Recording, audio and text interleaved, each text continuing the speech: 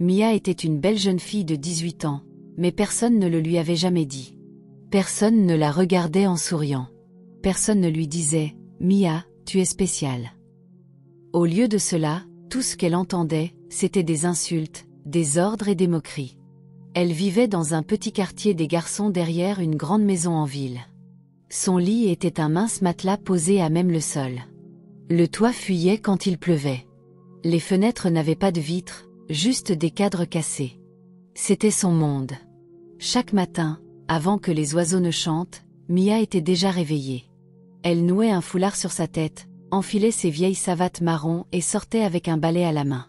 Elle balayait la cour, lavait les voitures, nettoyait les fenêtres, passait la serpillière sur les carreaux, puis se dépêchait de laver les vêtements des enfants de Monsieur John, Marie et David.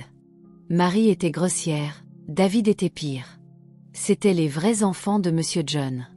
Monsieur John était le gardien de la maison, mais il contrôlait tout. Les propriétaires étaient absents. Cela durait depuis des années. « Mia, pourquoi mes chaussettes sont-elles encore mouillées ?» cria Marie un matin, en lui jetant les chaussettes au visage. Mia les ramassa doucement et s'inclina. « Pardon, Marie, je vais arranger ça. » Plus tard ce jour-là, David jeta son assiette par terre. « Tu appelles ça de la nourriture? Tu veux me tuer, stupide fille ?» Mia nettoya les dégâts. Elle ne discutait pas. Elle avait appris à ne pas répondre lorsqu'on l'insultait. Cela ne faisait qu'attirer plus de coups. Ses vêtements étaient toujours déchirés. Elle portait les mêmes deux robes chaque semaine, une marron et une bleue, toutes deux avec des trous sous les bras. Elle n'avait ni téléphone, ni livre, ni amis. Et, plus douloureux encore, ni mère, ni père, ni amour. Parfois, la nuit, elle s'asseyait derrière la maison et regardait le ciel. Ses larmes coulaient silencieusement, et elle murmurait pour elle-même « Où es-tu, papa? M'as-tu oublié ?» Monsieur John lui disait toujours « Tu devrais me remercier. Ton père t'a laissé ici quand tu étais petite et il est parti en voyage.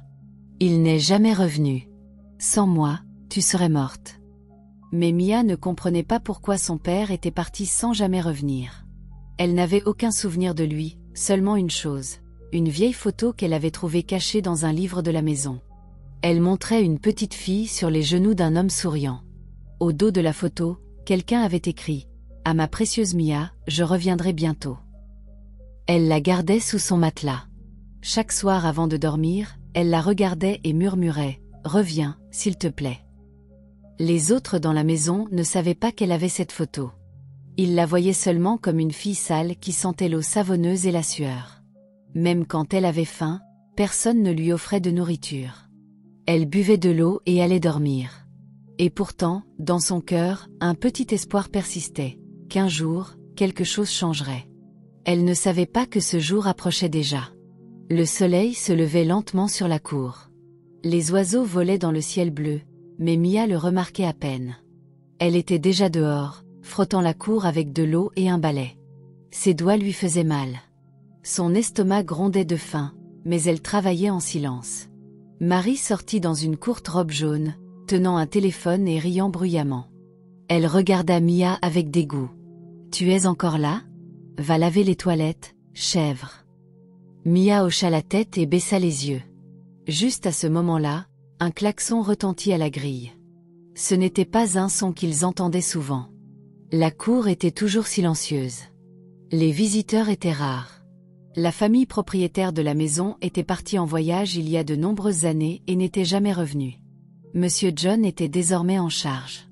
Lui et ses enfants traitaient la maison comme la leur. « Ouvre la grille !» cria David depuis l'intérieur. « Tu es sourde. » Mia lâcha la serpillière et courut vers la grille. Elle essuya ses mains sur sa vieille jupe et ouvrit la grille métallique. Une voiture noire était garée dehors.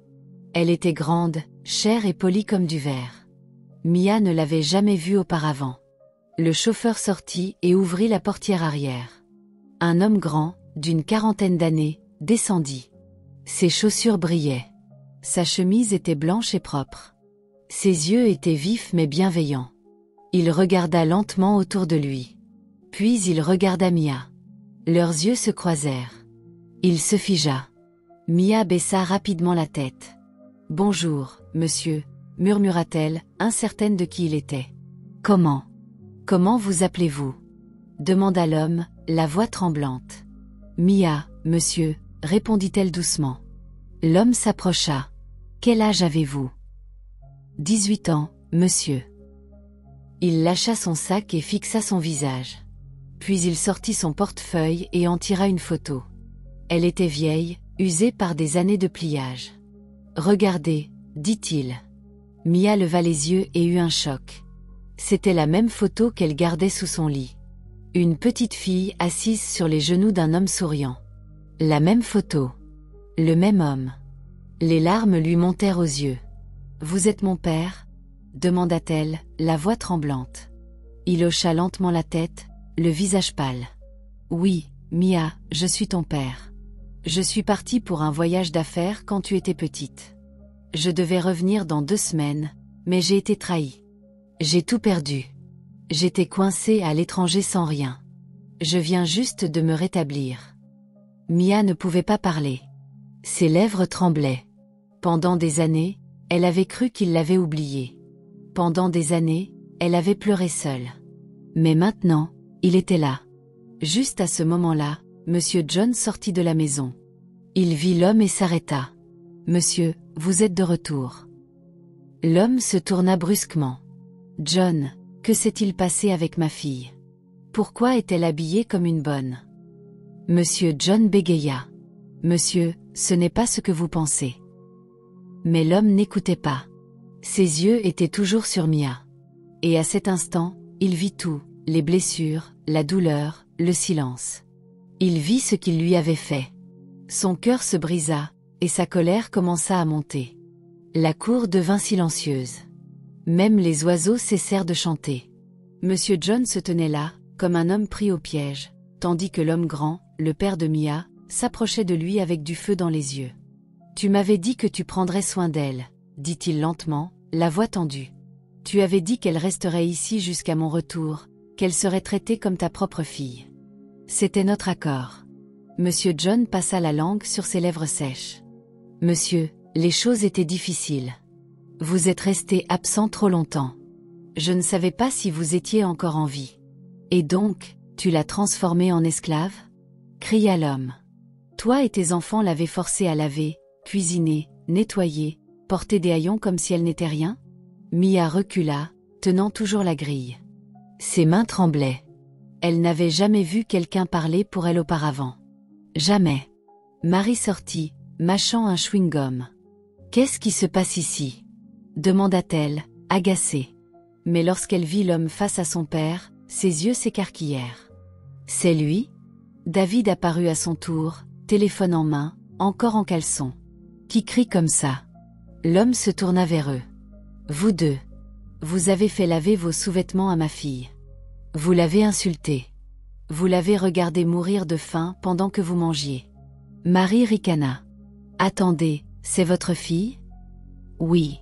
Et tout dans cette maison, ce manoir, m'appartient. » David laissa tomber son téléphone. « Quoi ?» Le père de Mia se tourna à nouveau vers Monsieur John. « Faites vos bagages, tous. Vous avez 1 heure. » Monsieur John tomba à genoux. « S'il vous plaît, monsieur, ne faites pas ça. Elle ment. Elle ne nous a jamais dit qui elle était. C'était une enfant. » Rugit-il. « Tu savais qui elle était. Tu savais, et tu as quand même choisi la méchanceté. Je l'ai nourrie, je lui ai donné un abri. Non, tu lui as donné de la douleur. Tu l'as fait se sentir indésirable dans sa propre maison. Tu l'as punie pour mon absence. Tu m'as menti. » Les larmes commencèrent à couler sur le visage de Mia. Ses genoux faiblissaient, mais elle ne tombait pas. Elle restait immobile et regardait tout ce qu'elle avait autrefois prié se réaliser. La justice.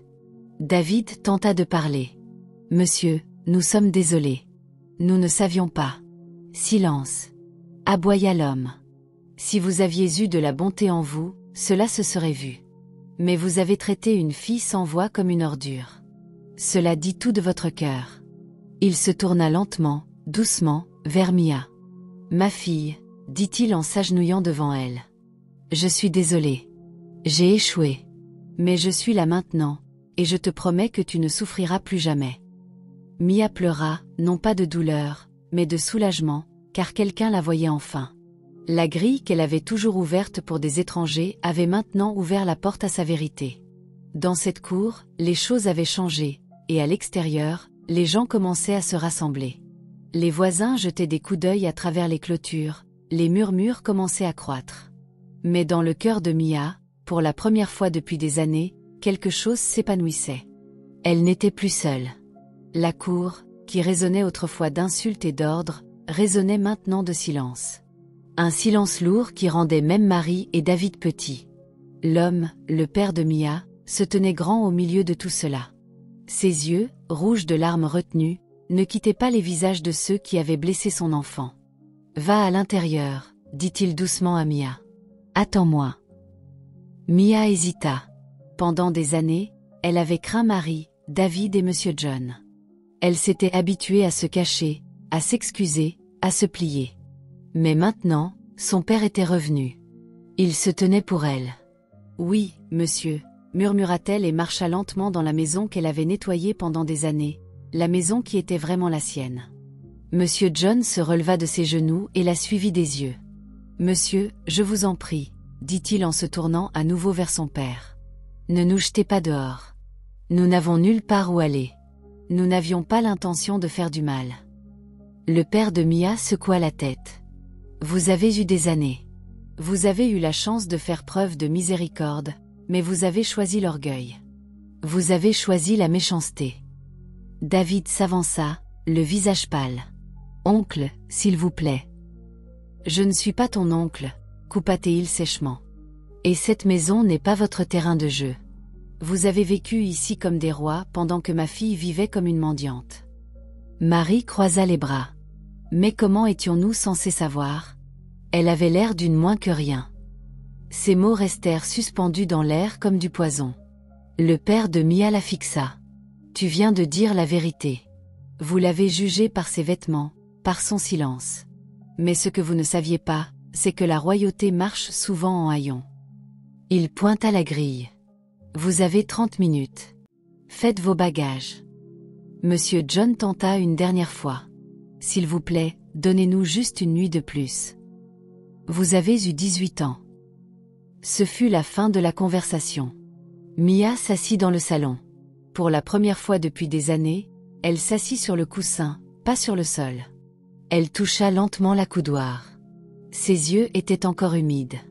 L'odeur de la maison était différente maintenant. Pendant des années, elle avait senti le chagrin, mais maintenant, elle sentait la justice. Elle entendit des pas. Son père entra et s'agenouilla devant elle. « Je sais que j'ai échoué, » dit-il doucement.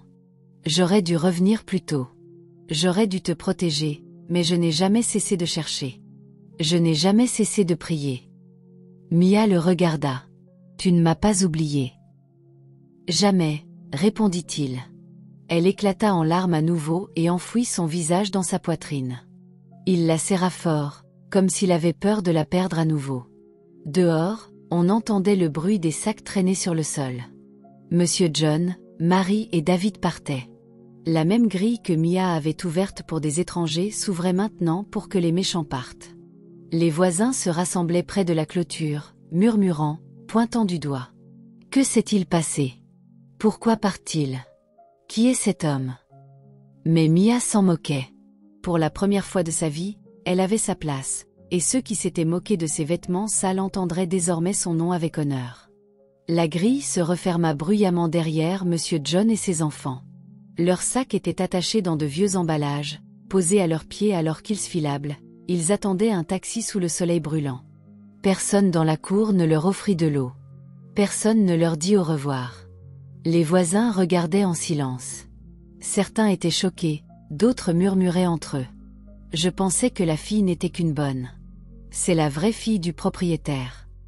Aya, c'est donc pour ça qu'il est revenu comme ça. » À l'intérieur du manoir, Mia était assise sur le canapé du salon comme une visiteuse dans sa propre maison. Ses mains reposaient sur ses genoux, incertaine de ce qu'il fallait faire. Pendant des années, cette maison avait été une prison pour elle. Maintenant, elle semblait trop grande, trop propre, trop étrange. Son père s'assit à côté d'elle, l'observant en silence. Tu peux changer de vêtements maintenant, dit-il doucement. Tu n'as plus à porter ces haillons. Mia baissa les yeux sur la robe marron qu'elle portait, déchirée, tachée et ample. La seule robe qu'elle possédait. Je n'ai rien d'autre, dit-elle, la voix douce. Il se leva et attrapa son sac. Il en sortit un petit paquet et le lui tendit à deux mains. Je t'ai acheté ça avant de venir. Je ne savais pas si ça t'irait, mais j'espérais. Mia l'ouvrit lentement. À l'intérieur, il y avait une robe bleu doux, propre, neuve, magnifique. Ses yeux s'écarquillèrent. Elle n'avait jamais possédé de vêtements neufs. Jamais. Elle regarda son père à nouveau. Merci. Il sourit. Viens, je vais te montrer ta chambre. Mia se leva, tenant la robe contre sa poitrine comme si elle allait disparaître si elle la lâchait. Il la conduisit à l'étage. Chaque pas semblait un rêve. Elle avait nettoyé ses escaliers pendant des années, mais ne les avait jamais montés. Au bout du couloir, il y avait une chambre. Son père ouvrit la porte. Celle-ci était censée être la tienne depuis le début, dit-il. Plus de sol à récurer. Plus de sommeil sur des tapis. C'est ta maison. Mia entra. La chambre était spacieuse. Un lit avec des draps blancs, un miroir de toilette, une armoire. La lumière entrait par de grandes fenêtres. Tout était paisible. Elle posa la robe doucement sur le lit et se tourna pour enlacer son père. Elle ne dit rien. Il ne dit rien. Mais dans ce silence, tout était dit.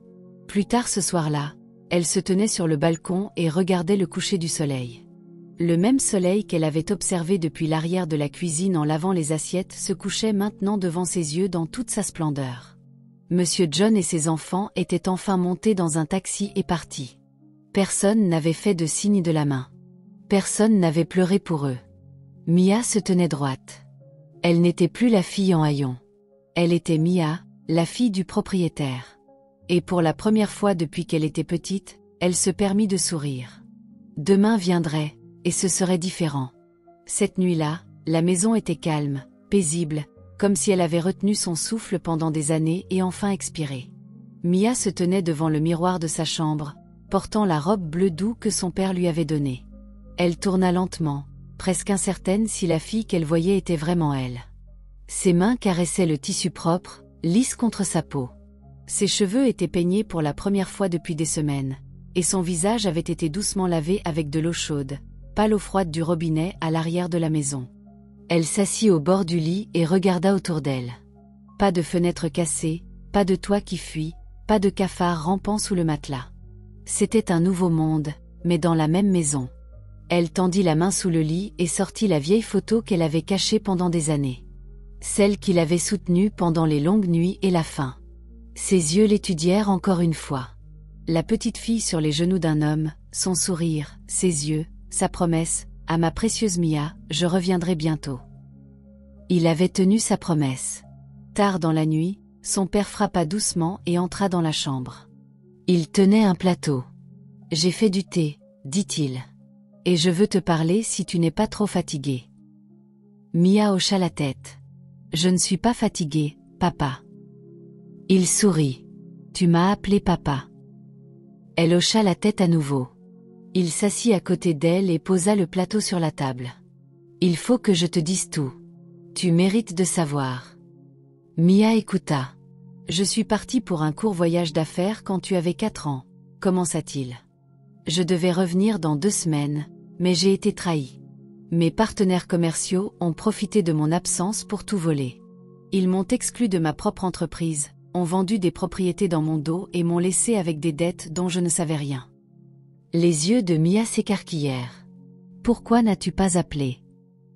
J'ai essayé, mais ils ont aussi bloqué mes lignes, effacé mes dossiers et répandu des mensonges selon lesquels j'avais fui. J'étais dans un pays étranger sans argent. Pendant des années, j'ai travaillé à de petits boulots juste pour survivre. J'ai presque abandonné. Mais je pensais à toi tous les jours, Mia. Il la regarda, les yeux pleins d'émotion. Je suis revenue dès que j'ai pu. Je pensais te trouver en sécurité, heureuse, peut-être à l'école. Mais je t'ai trouvée en haillons, ouvrant la grille pour moi comme une étrangère. Les larmes coulèrent sur les joues de Mia. Tu ne m'as pas oubliée, murmura-t-elle. Jamais, dit-il en lui prenant les mains. Tu es mon seul enfant, la lumière de ma vie. Ils restèrent assis en silence pendant un moment. Puis il dit, demain, nous irons faire du shopping. Tu auras des vêtements, des chaussures, tout ce que tu mérites, et nous commencerons les démarches pour t'inscrire à l'école. Mia essuya ses yeux. Merci, papa. Il embrassa son front. Dors maintenant. Ta vraie vie commence à peine. En quittant la chambre, Mia serra la vieille photo contre sa poitrine et murmura « Merci, mon Dieu ». Pour la première fois, ses rêves semblaient réels. Le lendemain matin, la lumière du soleil filtrait par la fenêtre comme des rubans dorés. Mia s'étira sur son lit moelleux, son corps s'habituant encore au confort. Elle s'assit lentement. La robe bleue de la veille était soigneusement pliée sur la chaise à côté d'elle. Elle la porta à nouveau avec fierté. En bas, l'odeur des œufs et du thé emplissait l'air. Son père était dans la cuisine, fredonnant doucement en tournant le pain dans la poêle. « Bonjour, princesse », la salua-t-il lorsqu'elle entra. Mia sourit timidement. « Bonjour, papa ». Ils s'assirent et mangèrent ensemble. Pas de cris, pas d'insultes, pas d'assiette vide pendant que d'autres mangeaient. Juste de l'amour, un amour tranquille. Après le petit déjeuner, il lui donna une petite bourse noire. À l'intérieur, il y avait de l'argent. « Nous allons au marché, dit-il avec un sourire. Tu choisiras tes vêtements toi-même. » Les mains de Mia tremblaient. « Je n'ai jamais fait de shopping auparavant. Pas pour moi. » Il lui prit la main doucement. « Aujourd'hui, ça change. » Ils prirent un taxi jusqu'au marché de la ville. C'était bruyant, plein et coloré. Les étals bordaient les rues avec des vêtements, des chaussures, des parfums, des livres et des emballages brillants. Les femmes criaient les prix, les enfants couraient avec des bonbons, les vendeurs d'eau criaient à tue-tête. Au début, Mia tenait fermement le bras de son père. Tout semblait trop grand. Mais à mesure qu'il marchait, ses pas devenaient plus assurés. Il l'emmena dans une boutique. L'employée, une jeune femme, regarda les savates usées de Mia et s'arrêta. Mais avant qu'elle ne puisse parler, son père dit « S'il vous plaît, ma fille a besoin de tout. Traitez-la comme une reine. » La femme sourit. « Oui, monsieur. » Mia essaya des robes jaunes, vertes, roses et blanches. Elle se tenait devant les miroirs et riait de son reflet. Elle choisit des chaussures, des sacs, même des rubans pour cheveux. Son père ne la pressa pas. Il s'assit et la regarda avec des yeux doux. Il avait manqué trop d'anniversaires. Il ne manquerait pas cette joie. Plus tard, ils achetèrent une glace et s'assirent sur un banc près de la gare routière. Les gens passaient sans regarder deux fois. Pour une fois, Mia ne se sentait pas invisible. « Papa, dit-elle doucement, puis-je te demander quelque chose ? » « Oui, ma chérie. Pourquoi m'as-tu laissé avec Monsieur John et pas quelqu'un d'autre ? » Il regarda au loin. Il était avec moi depuis de nombreuses années. Je lui faisais confiance. Je croyais qu'il te traiterait comme sa propre fille. Je ne savais pas que son cœur était sombre. Mia hocha la tête. « Je te pardonne. » Il se tourna rapidement vers elle. « Vraiment ? » « Oui, dit-elle avec un sourire tranquille. Tu es revenue. » Il la serra fort. Aucun mot n'était plus nécessaire. Lorsqu'ils rentrèrent chez eux, la cour semblait différente. Elle était propre, non pas du ménage qu'elle avait fait pendant des années, mais de l'absence de douleur. Monsieur John et ses enfants n'avaient rien laissé derrière eux que le silence. Ce soir-là, Mia rangea ses nouveaux vêtements dans son armoire. Elle plaça sa vieille robe marron au fond, non pas par honte, mais comme un rappel d'où elle venait et de tout ce qu'elle avait surmonté. Une semaine passa, puis deux. La vie commença lentement à prendre sa vraie forme dans la maison des Morgan, la maison qui appartenait désormais pleinement à Mia et son père. Chaque matin, Mia se réveillait avec un sourire. Son lit était moelleux, ses vêtements étaient propres, et son cœur était léger. Son père, Monsieur Anthony Morgan, avait rouvert son entreprise et reconstruisait tout ce que la trahison avait détruit. Mais il prenait toujours le temps de prendre le petit déjeuner avec Mia. Il parlait, riait. Il ne manquait plus jamais un repas avec elle. Un après-midi, il l'appela dans son bureau. « Mia, commença-t-il, j'ai réfléchi. » Elle leva les yeux. « Tu as trop perdu à cause de moi. Tu as été traitée comme une moins que rien. Mais tu ne le es pas. Tu es ma fille, la seule héritière de tout ce que je possède. Et maintenant, le monde doit le savoir. Le cœur de Mia bondit. Il sortit une lettre et la lui tendit. Elle portait le sceau de la famille. C'est une déclaration publique. J'ai appelé la presse. Demain, ils viendront ici, et je leur dirai qui tu es. Mais pourquoi ? Demanda-t-elle doucement. Parce que ton nom mérite d'être honoré, dit-il. Plus de cachette. Plus de silence. Il est temps qu'ils voient la fille qui a survécu au feu et qui marche encore avec grâce. Le lendemain, les reporters envahirent la cour. Les flashs des appareils photo crépitaient, les micros s'étendaient. Mia portait une robe blanche avec de la dentelle douce au col. Ses cheveux étaient soigneusement attachés. Elle se tenait à côté de son père avec une fierté calme. Il s'avança et parla dans le micro.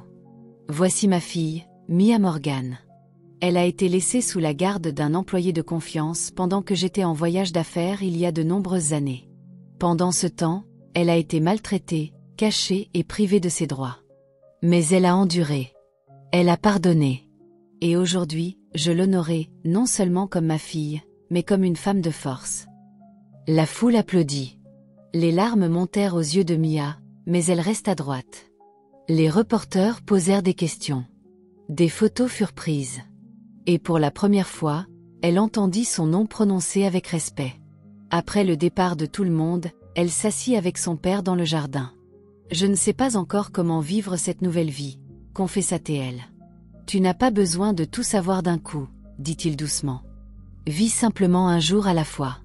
Tu as déjà ce que la plupart des gens ne trouvent jamais. »« Quoi donc ?» demanda-t-elle. Il sourit. Une seconde chance. Elle posa sa tête sur son épaule et ferma les yeux. Dans le village, loin de là, Marie et David vivaient avec leur père dans une petite maison en terre. Les gens là-bas savaient ce qui s'était passé. Ils les pointaient du doigt et murmuraient. Ils marchaient tête baissée. Mais Mia n'alla jamais chercher la vengeance. Elle n'en avait pas besoin. Leur honte était leur punition. Sa paix était sa récompense. Elle n'était plus la fille qui ouvrait la grille. Elle était la fille qui possédait la clé. Bonjour, champion. J'espère que vous avez aimé notre histoire. Veuillez cliquer sur le bouton « J'aime », laisser un commentaire ci-dessous et vous abonner à notre chaîne. Merci.